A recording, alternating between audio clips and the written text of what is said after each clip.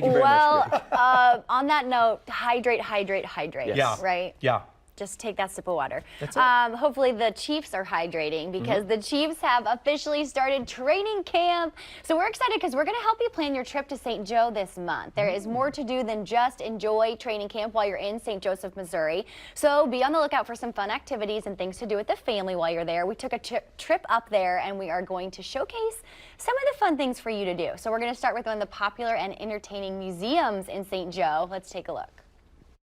How about those Chiefs, right? And it is time for them to head up to St. Joseph, Missouri for training camp. Well, if you're going to head up there to catch the action, definitely check out what St. Joe has to offer. There's a lot of museums, a lot of great people. We're actually inside of the Patee House Museum right now with the one and only Gary Chilcote. He's the museum director and he has been here for many years sharing the amazing history of the Patee House Museum. Gary, thank you so much for your time today. Sure. Thank you for coming. Of course. So there's so much to learn about the Patee House Museum. Share with us a little bit. First of all, the Pony Express had their headquarters in this building.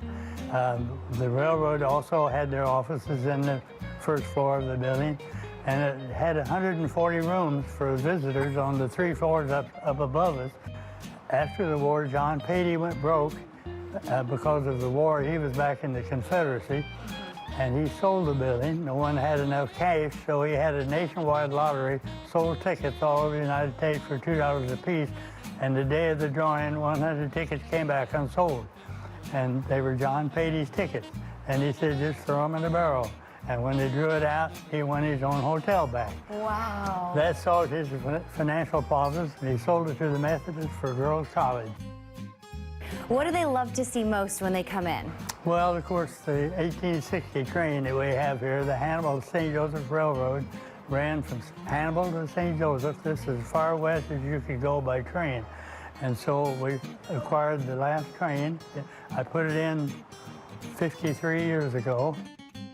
This definitely has to be on your bucket list if you're coming through St. Joe, but maybe even Midwest travel, I'm sure. Sure. Who does come in to enjoy the museum? Oh, we get them from all 50 states and a lot of foreign countries. So last year, I think we had 20-some foreign countries. It's a beautiful museum with so much to look at and to learn. Also, right outside is the home of Jesse James, right? So share with us about that. He was shot and killed on April 3rd, 1882 by Bob and Charles Ford to collect a $10,000 reward from the city.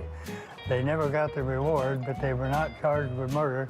The governor pardoned them. And then it was moved in 1939 out on the Belt Highway. And in 1947, we acquired it and moved it back down here. We have a monument up there telling where it was, but it's right outside Patee House now. All right, well, we appreciate your time today and all the information and everything that you've done for the museum. Thank you so much. Well, thank you. Of course.